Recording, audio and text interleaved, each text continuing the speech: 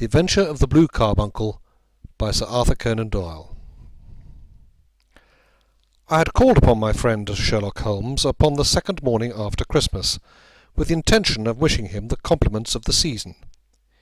He was lounging upon the sofa in a purple dressing-gown, a pipe-rack within his reach upon the right, and a pile of crumpled morning papers, evidently newly studied, near at hand. Beside the couch was a wooden chair, and on the angle of the back hung a very seedy and disreputable hard felt hat, much the worse for wear, and cracked in several places. A lens and a forceps, lying upon the seat of the chair, suggested that the hat had been suspended in this manner for the purpose of examination. "You are engaged," said I. "Perhaps I interrupt you." "Not at all. I am glad to have a friend with whom I can discuss my results. The matter is a perfectly trivial one." He jerked his thumb in the direction of the old hat. "But there are points in connection with it which are not entirely devoid of interest and even of instruction." I seated myself in his arm-chair and warmed my hands before his crackling fire, for a sharp frost had set in, and the windows were thick with the ice crystals. "I suppose," I remarked, "that, homely as it looks, this thing has some deadly story linked on to it, that it is the clue which will guide you in the solution of some mystery and the punishment of some crime." No crime," said Sherlock Holmes, laughing. "Only one of those whimsical little incidents which will happen when you have 4,000,000 human beings all jostling each other within the space of a few square miles. Amid the action and reaction of so dense a swarm of humanity, every possible combination of events may be expected to take place, and many a little problem will be presented which may be striking and bizarre without being criminal. We have already had experience of such." "So much so," I remarked, "that of the last 6 cases which I have added to my notes, 3 have been entirely free of any legal crime." "Precisely. You allude to my attempt to recover the Irene Adler play papers, to the singular case of Miss Mary Sutherland, and to the adventure of the man with the twisted lip. Well, I have no doubt that this fall into the same innocent category. You know Peterson, the commissionaire?" "Yes." "It is to him that this trophy belongs." "It is his hat?" No. He found it. Its owner is unknown. I beg that you will look upon it not as a battered billycock, but as an intellectual problem. And first as to how it came here. It arrived upon Christmas morning in company with a good fat goose, which is, I have no doubt, roasting at this moment in front of Peterson's fire. The facts are these. About 4 o'clock on Christmas morning, Peterson, who, as you know, is a very honest fellow, was returning from some small jollification, and was making his way homeward down Tottenham Court Road. In front of him he saw, in the gaslight, a tallish man, walking with a slight stagger, and carrying a white goose slung over his shoulder. As he reached the corner of Goodge Street, a row broke out between this stranger and a little knot of roughs. One of the latter knocked off the man's hat, on which he raised his stick to defend himself, and swinging it over his head, smashed the shop window behind him. Peterson had rushed forward to protect the stranger from his assailants, but the man, shocked at having broken the window, and seeing an official-looking person in uniform rushing towards him, dropped his goose, took to his heels, and vanished amid the labyrinth of small streets which lie at the back of Tottenham Court Road. The roughs had also fled at the appearance of Peterson, so that he was left in possession of the field of battle, and also of the spoils of victory in the shape of this battered hat, and a most unimpeachable Christmas goose, which surely he restored to their owner. My dear fellow, there lies the problem.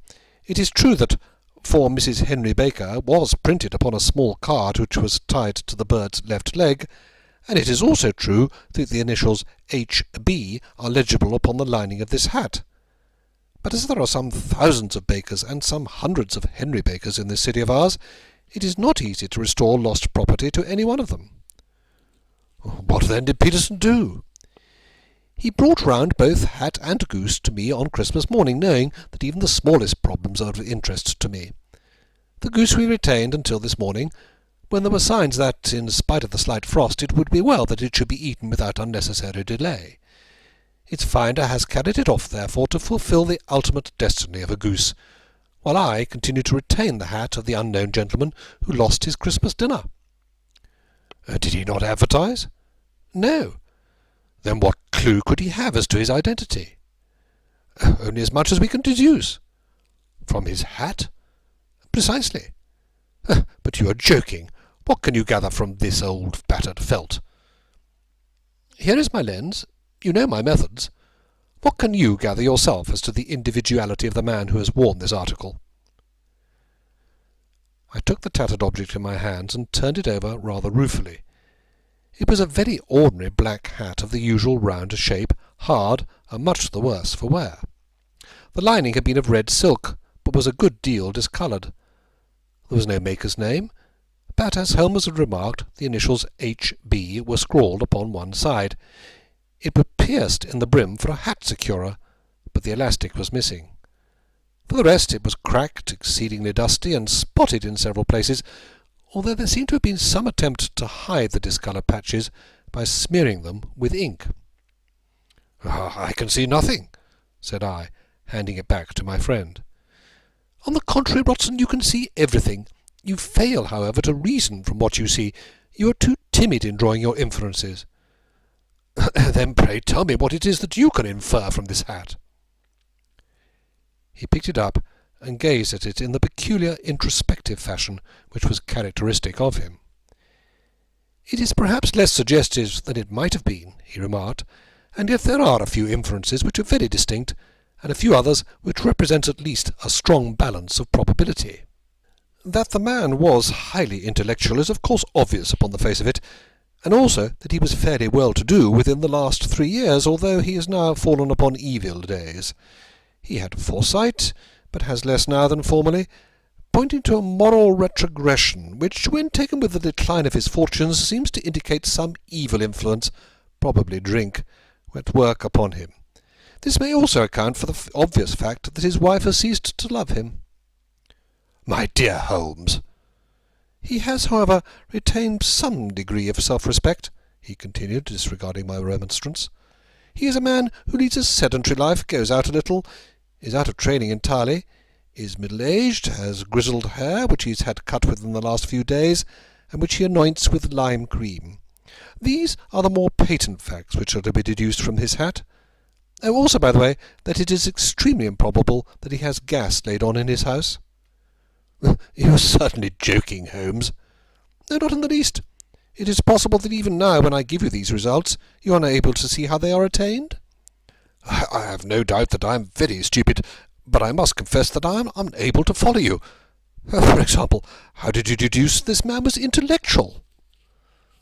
For answer, Holmes clapped the hat upon his head. It came right over the forehead and settled upon the bridge of his nose. "Oh, it is a question of cubic capacity," said he. "A man with so large a brain must have something in it."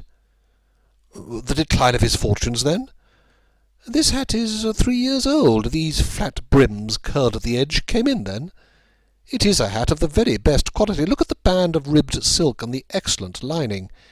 If this man could afford to buy so expensive a hat 3 years ago, and has had no hat since, then he has assuredly gone down in the world." Well, that is clear enough, certainly. But how about the foresight and the moral retrogression?" Sherlock Holmes laughed. "Here is the foresight," said he, putting his finger upon the little disc and loop of the hat securer. "They are never sold upon hats. If this man ordered one, it is a sign of a certain amount of foresight, since he went out of his way to take this precaution against the wind. But since we see that he has broken the elastic and has not troubled to replace it, it is obvious that he has less foresight now than formerly, which is a distinct proof of a weakening nature. On the other hand, he has endeavoured to conceal some of these stains upon the felt by daubing them with ink, which is a sign that he has not entirely lost his self-respect." "Your reasoning is certainly plausible." "The further points, that he is middle-aged, that his hair is grizzled, that he has been recently cut, and that he uses lime cream, are all to be gathered from a close examination of the lower part of the lining. The lens discloses a large number of hair ends, clean cut by the scissors of the barber. They all appear to be adhesive, and there is a distinct odour of lime cream. This dust, you will observe, is not the gritty grey dust of the street, but the fluffy brown dust of the house, showing that it has been hung up indoors most of the time. while the marks of moisture upon the inside are proof positive that the wearer perspired very freely, and could therefore hardly be in the best of training. But his wife, you said that she had ceased to love him. This has not been brushed for weeks. When I see you, my dear Watson, with a week's accumulation of dust upon your hat, and when your wife allows you to go out in such a state, I shall fear that you also have been unfortunate enough to lose your wife's affection. But he might be a bachelor. Nay, he was bringing home the goose as a peace-offering to his wife. Remember the card upon the bird's leg. You have an answer to everything. But how on earth do you deduce that the gas is not laid on in his house? One tallow stain, or even two, might come by chance, but when I see no less than 5, I think that there can be little doubt that the individual must be brought into frequent contact with burning tallow. Walks upstairs at night, probably, with his hat in one hand and a guttering candle in the other. Anyhow, he never got tallow stains from a gas jet. Are you satisfied? Well, it is very ingenious, said I, laughing. But since, as you said just now, there has been no crime committed and no harm done save the loss of a goose, all this seems to be rather a waste of energy. Sherlock Holmes had opened his mouth to reply, when the door flew open, and Peterson, the commissionaire, rushed into the apartment with flushed cheeks and the face of a man who is dazed with astonishment. "The goose, Mr. Holmes! The goose, sir!" he gasped. What of it, then? Has it returned to life and flapped off through the kitchen window? Holmes twisted himself round upon the sofa to get a fairer view of the man's excited face. "See here, sir! See what my wife found in its crop!" He held out his hand and displayed upon the centre of the palm a brilliantly scintillating blue stone, rather smaller than a bean in size, but of such purity and radiance that it twinkled like an electric point in the dark hollow of his hand. Sherlock Holmes sat up with a whistle. "By Jove, Peterson," said he, "this is treasure trove indeed. I suppose you know what you've got?" "A diamond, sir. A precious stone. It cuts into glass as though it were putty." "It's more than a precious stone. It is the precious stone." "Not the Countess of Morcar's Blue Carbuncle?" I ejaculated. "Precisely so. I ought to know its size and shape, seeing that I have read the advertisement about it in the Times every day recently. It is absolutely unique, and its value can only be conjectured, but the reward offered of £1,000 is certainly not within a 20th part of the market price." £1,000? Great Lord of mercy! The Commissioner plumped down into a chair and stared from one to the other of us. "That is the reward, and I have reason to know that there are sentimental considerations in the background which would induce the Countess to part with half her fortune if she could but recover the gem." "It was lost, if I remember right, at the Hotel Cosmopolitan," I remarked. "Precisely so, on December the 22nd, just 5 days ago. John Horner, a plumber, was accused of having abstracted it from the lady's jewel case. The evidence against him was so strong that the case has been referred to the assizes. I have some account of the matter here, I believe." He rummaged amid his newspapers, glancing over the dates, until at last he smoothed one out, doubled it over, and read the following paragraph. "Hotel Cosmopolitan jewel robbery. John Horner, 26, plumber, was brought up upon the charge of having, upon the 22nd instant, abstracted from the jewel case of the Countess of Morcar the valuable gem known as the Blue Carbuncle.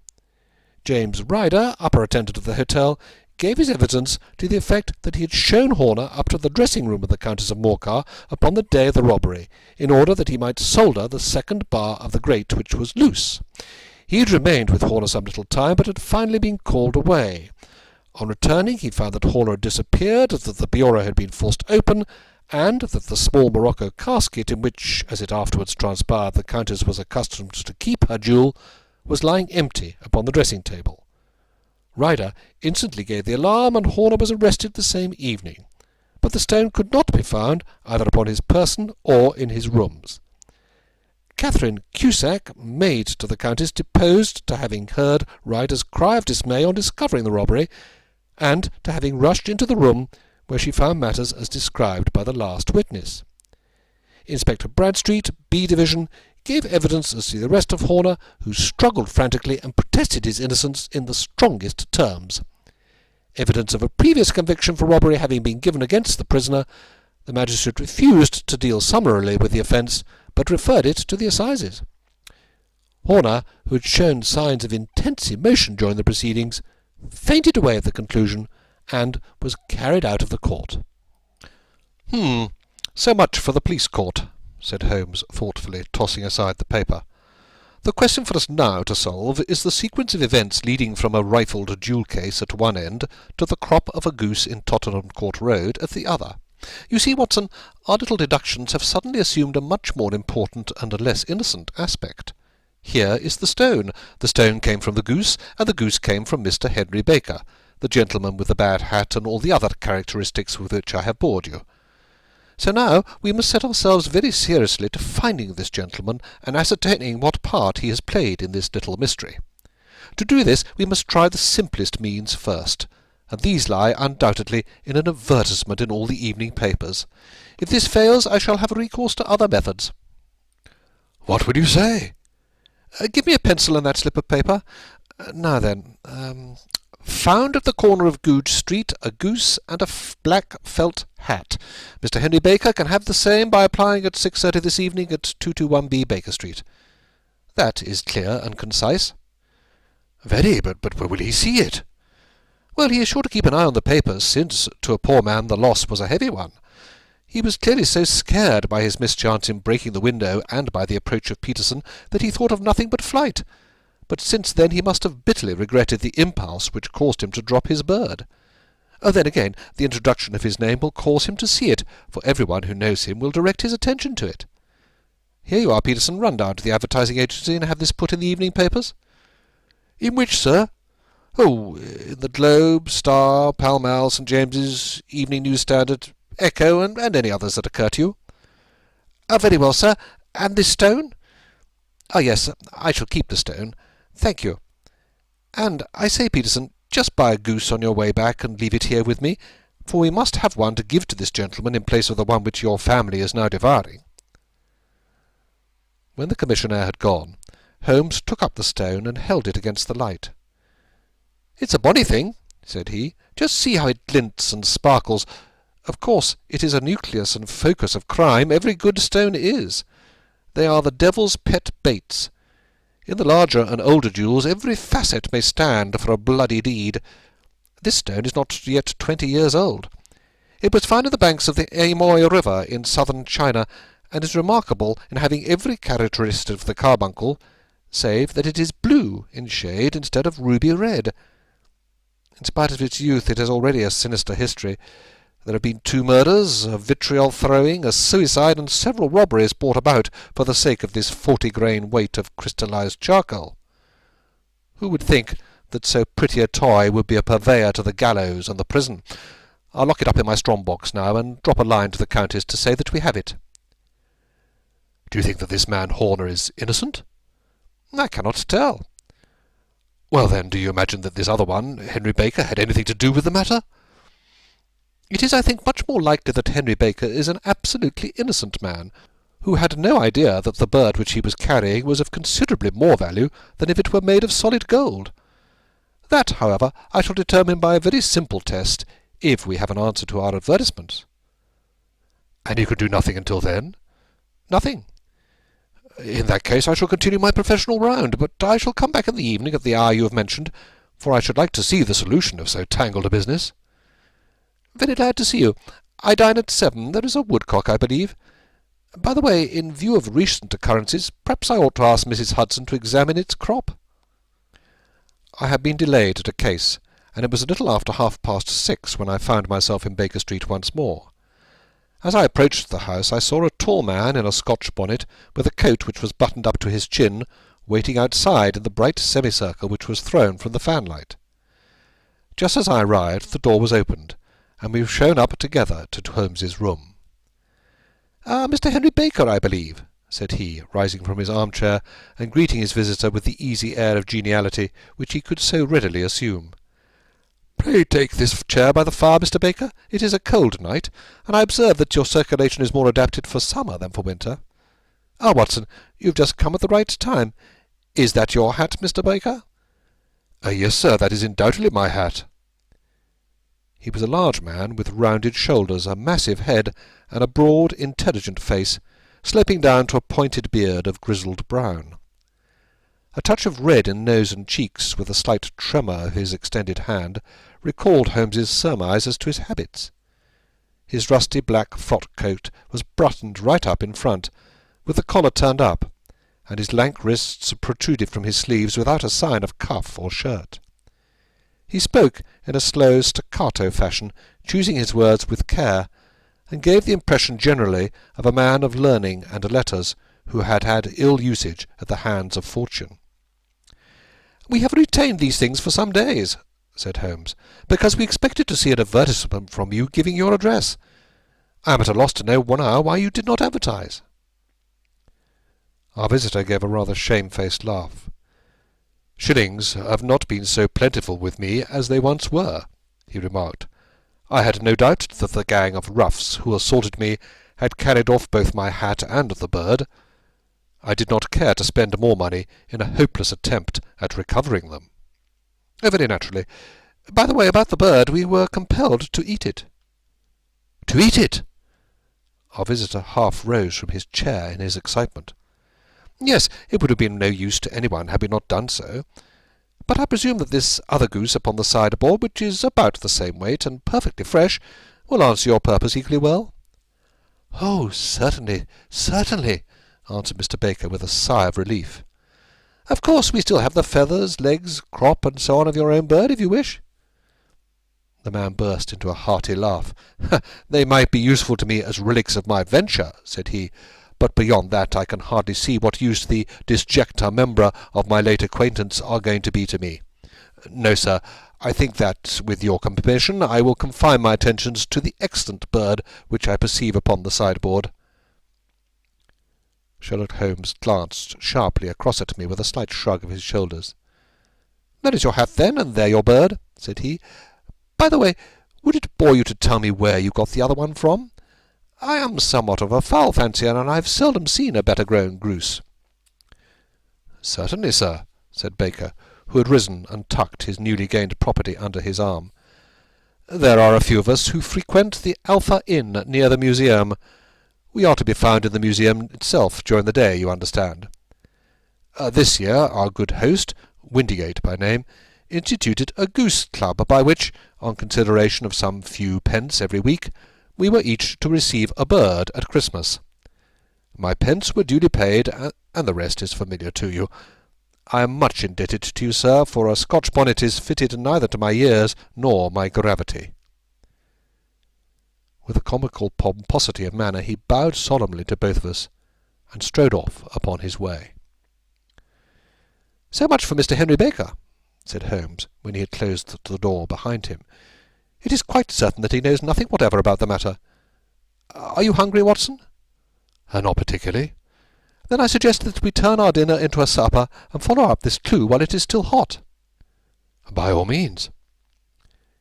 It was a bitter night, so we drew on our ulsters and wrapped cravats about our throats. Outside the stars were shining coldly in a cloudless sky, and the breath of the passers-by blew out into smoke like so many pistol shots. Our footfalls rang out crisply and loudly as we swung through the Doctor's Quarter, Wimpole Street, Harley Street, and so through Wigmore Street into Oxford Street.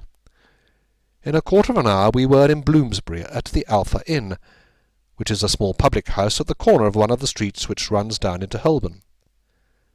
Holmes pushed open the door of the private bar, and ordered 2 glasses of beer from the ruddy-faced, white-aproned landlord. "Your beer should be excellent, if it is as good as your geese," said he. "My geese?" The man seemed surprised.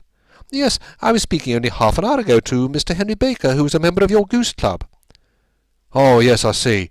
But you see, sir, them's not our geese." "Indeed, whose then?" "Well, I got the 2 dozen from a salesman in Covent Garden." "Indeed? I know some of them. Which was it?" Breckenridge is his name." "I don't know him. Well, here's your good health, landlord, and prosperity to your house. Good night." "Now for Mr. Breckenridge," he continued, buttoning up his coat as we came out into the frosty air. "Remember, Watson, that though we have so homely a thing as a goose at one end of this chain, we have at the other end a man who will certainly get 7 years penal servitude unless we can establish his innocence. It is possible that our inquiry may but confirm his guilt, but in any case we have a line of investigation which has been missed by the police, and which a singular chance has placed in our hands. Let us follow it out to the bitter end. Faces to the south, then, and quick march!" We passed across Holborn, down Endell Street, and so through a zigzag of slums to Covent Garden Market. One of the largest stalls bore the name of Breckenridge upon it, and the proprietor, a horsey-looking man with a sharp face and trim side-whiskers, was helping a boy to put up the shutters. "Good evening. It's a cold night," said Holmes. The salesman nodded and shot a questioning glance at my companion. "Sold out of geese, I see," continued Holmes, pointing at the bare slabs of marble. "Let you have 500 tomorrow morning." "Oh, that's no good." "Well, there's some on the stall with the gas flare." "No, but I was recommended to you." "Who by?" "The landlord of the Alpha." "Oh, yeah, I sent him a couple of dozen." "Fine birds they were, too. Now, where did you get them from?" To my surprise, the question provoked a burst of anger from the salesman. "Now then, mister," said he, with his head cocked and his arms akimbo, "what are you driving at? Let's have it straight now." "It is straight enough. I should like to know who sold you the geese which you supplied to the Alpha." "Well, then I shan't tell you, so now." "No, it's a matter of no importance, but I don't know why you should be so warm over such a trifle." "Warm? You'd be as warm, maybe, if you were as pestered as I am. When I pay good money for a good article, there should be an end of the business. But it's where are the geese, and who did you sell the geese to, and what will you take for the geese? One would think they were the only geese in the world to hear the fuss that is made over them." "Well, I have no connection with any other people who have been making inquiries," said Holmes carelessly. "If you won't tell us the bet is off, that's all. But I'm always ready to back my opinion on a matter of fowls, and I have a fiver on it that the bird I ate is country-bred." "Well, then you've lost your fiver, for it's town-bred," snapped the salesman. "It's nothing of the kind." "I say it is." "I don't believe it." "Do you think you know more about fowls than I, who've handled them ever since I was a nipper? I tell you, all those birds that went to the Alpha were town-bred."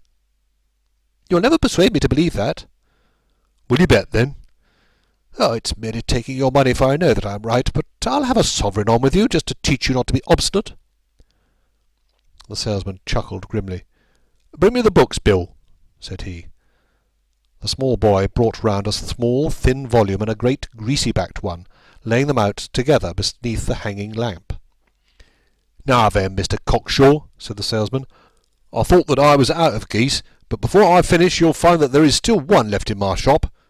You see this little book?" "Well?" "That's a list of the folk from whom I buy it, you see? Well then, here on this page are the country folk, and the numbers after their names are where their accounts are in the big ledger. Now then, you see this other page in Reading? Well, that's a list of my town suppliers. Now look at that third name. Just read it out to me." "Mrs. Oakshott, 117 Brixton Hill, 249, read Holmes. "Quite so. Now turn that up in the ledger." Holmes turned to the page indicated. "Here you are, Mrs. Oakshott, 117 Brixton Road, egg and poultry supplier. Now then, what's the last entry? December the 22nd, 24 geese at 7 shillings and sixpence. "Quite so. There you are. And underneath? Sold to Mr. Windigate of the Alpha at 12 shillings. What have you to say now?" Sherlock Holmes looked deeply chagrined. He drew a sovereign from his pocket and threw it down upon the slab, turning away with the air of a man whose disgust is too deep for words. A few yards off he stopped under a lamp-post and laughed in the hearty, noiseless fashion which was peculiar to him. "When you see a man with whiskers of that cut and the pink 'un protruding out of his pocket, you can always draw him into a bet," said he. "I dare say that if I put £100 down in front of him, that man would have not given me such complete information as was drawn from him by the idea that he was due me on a wager. Well, Watson, we are, I fancy, nearing the end of our quest, and the only matter remaining to be determined is whether we should go on to this Mrs. Oakshott to-night, or whether we should reserve it for to-morrow. It is clear from what that surly fellow said that there are others beside ourselves who are anxious about the matter, and I should—" His remarks were suddenly cut short by a loud hubbub which broke out from the stall which we had just left. Turning round, we saw a little rat-faced fellow standing in the centre of the circle of yellow light which was thrown by the swinging lamp, while Breckenridge, the salesman, framed in the door of his stall, was shaking his fist fiercely at the cringing figure. "I've had enough of you and your geese," he shouted. "I wish you were all at the devil together.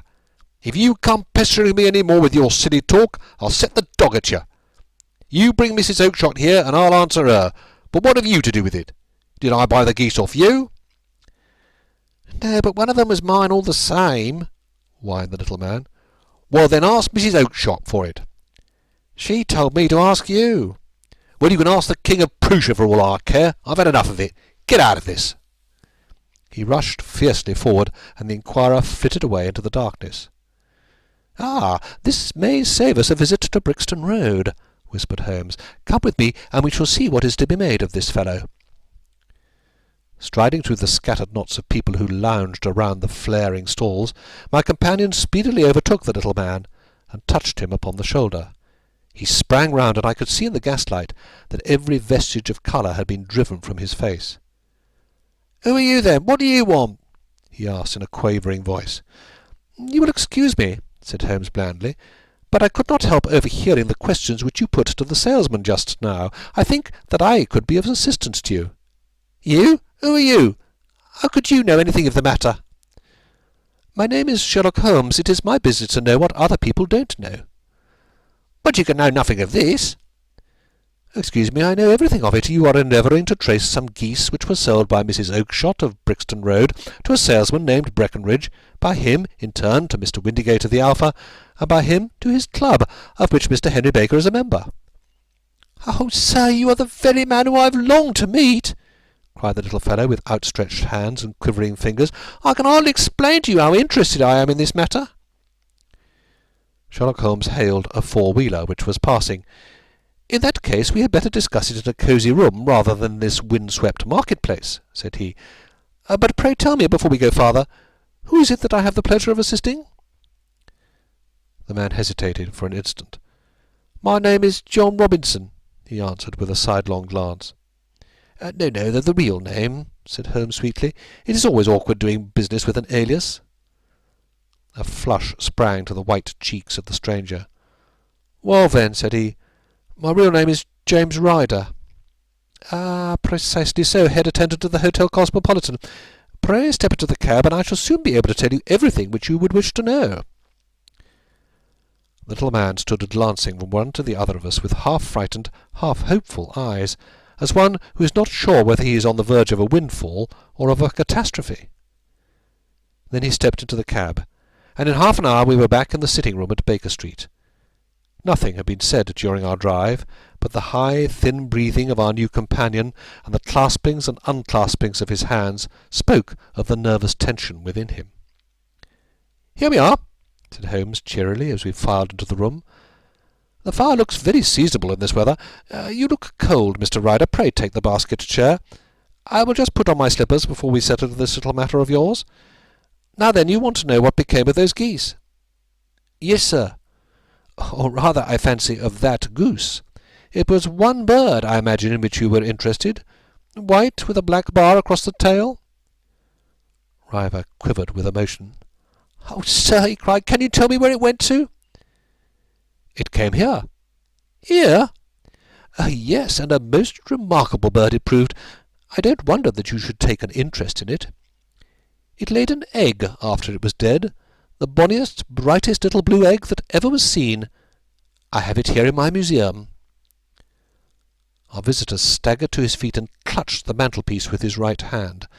Holmes unlocked his strong box and held up the Blue Carbuncle, which shone out like a star with a cold, brilliant, many-pointed radiance. Ryder stood glaring with a drawn face, uncertain whether to claim or to disown it. "The game's up, Ryder," said Holmes quietly. "Hold up, man, or you'll be into the fire. Give him an arm back to his chair, Watson. He's not got blood enough to go in for felony with impunity. Give him a dash of brandy. So. Now he looks a little more human. What a shrimp it is, to be sure." For a moment he had staggered and nearly fallen, but the brandy brought a tinge of colour into his cheeks, and he sat staring with frightened eyes at his accuser. "I have almost every link in my hands, and all the proofs which I could possibly need, so there is little which you need to tell me." "Still, that little may as well be cleared up to make the case complete." "You had heard, Ryder, of this blue stone of the Countess of Morcar's?" "It was Catherine Cusack who told me of it," said he, in a crackling voice. "I see, her ladyship's waiting-maid. Well, the temptation of sudden wealth so easily acquired was too much for you, as it has been for better men before you. But you were not very scrupulous in the means you used. It seems to me, Ryder, that there is the making of a very pretty villain in you. You knew that this man Horner, the plumber, had been concerned in some such matter before, and that suspicion would rest the more readily upon him. What did you do then? You made some small job in my lady's room, you and your confederate Cusack, and you managed that he should be the man sent for. Then, when he had left, you rifled the jewel case, raised the alarm, and had this unfortunate man arrested. You then—" Ryder threw himself down suddenly upon the rug and clutched at my companion's knees. "For God's sake, have mercy!" he screamed. "Think of me father, of me mother. It would break their hearts. I never went wrong before. I never will again. I swear it. I'll swear it on the Bible. Oh, don't bring it into court. For Christ's sake, don't." "Get back into your chair," said Holmes sternly. "It is very well to cringe and crawl now, but you thought little enough of this poor Horner in the dock for a crime of which he knew nothing." I'll fly, Mr. Holmes. I'll leave the country, sir. Then the charge against him will break down." "We will talk about that. And now let us hear a true account of the next act. How came the stone into the goose, and how came the goose into the open market? Tell us the truth, for there lies your only hope of safety." Ryder passed his tongue over his parched lips. "I'll tell you it just as it happened, sir," said he. "When Horner had been arrested, it seemed to me that it would be best for me to get away with the stone at once, for I did not know at what moment the police might not take it into their heads to search me in my room.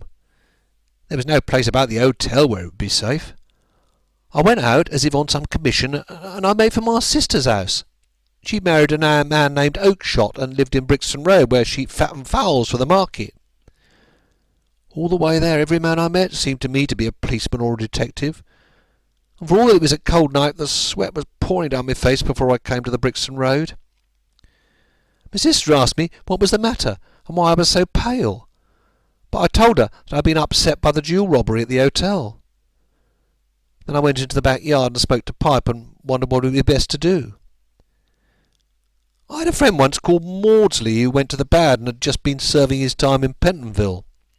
One day he met me and fell into talk about the ways of thieves and how they could get rid of what they stole. I knew that he would be true to me, for I knew one or two things about him, so I made up my mind to go right on to Kilburn, where he lived, and take him into my confidence. He would show me how to turn the stone into money, but how to get to him in safety. I thought of the agonies I had gone through in coming from the hotel. I might at any moment be seized and searched, and there would be the stone in my waistcoat pocket. I was leaning against the wall at the time and looking at the geese which were waddling about round my feet, and suddenly an idea came into my head which showed me how I could beat the best detective that ever lived. My sister had told me some weeks before that I might have the pick of her geese for a Christmas present, and I knew that she was always as good as her word. I'd take me goose now, and in it I'd carry my stone to Kilburn. There was a little shed in the yard, and behind this I drove one of the birds, a fine big one, white, with a barred tail. I caught it, and prying its bill open, I thrust the stone down its throat as far as my finger could reach. The bird gave a gulp, and I felt the stone pass along its gullet and down into its crop. But the creature flapped and struggled, and out came my sister to know what was the matter. As I turned to speak to her, the brute broke loose and fluttered off among the others. "Whatever were you doing with that bird, Jem?" says she. "Well," said I, "you said you'd give me one for Christmas, and I was feeling which was the fattest." "Oh," says she, "we've set yours aside for you. Jem's bird, we call it. It's the big white one over yonder. There's 26 of them, which makes one for you and one for us, and 2 dozen for the market." "Thank you, Maggie," says I, "but if it's all the same to you, I'd rather have that one I was handing just now." "Oh, the other's a good £3 heavier," said she, "and we fattened it up expressly for you." "Never mind, I'll have the other, and I'll take it now," said I. "Oh, just as you like," said she, a little huffed. "Which is it you want, then?" "That white one with the barred tail right in the middle of the flock." "Oh, very well. Kill it and take it with you." "Well, I did what she said, Mr. Holmes, and I carried the bird all the way to Kilburn. I told my pal what I'd done, for he was a man that it was easy to tell a thing like that to. He laughed until he choked, and we got a knife and opened the goose." My heart turned to water, for there was no sign of the stone, and I knew that some terrible mistake had occurred. I left the bird, rushed back to my sister's, and hurried out into the backyard. There was not a bird to be seen there. "Where are they all, Maggie?" I cried. "Gone to the dealers, Jem." "Which dealers?" "Breckenridge of Covent Garden." "But was there another with a barred tail?" I asked, "the same as the one I chose?" "Oh, yes, Jem, there were two barred-tail ones, and I could never tell them apart." Well, then, of course, I saw it all, and I ran off as hard as my feet would carry me to this man Breckenridge, but he'd sold the lot at once, and not one word would he tell me as to where they'd gone.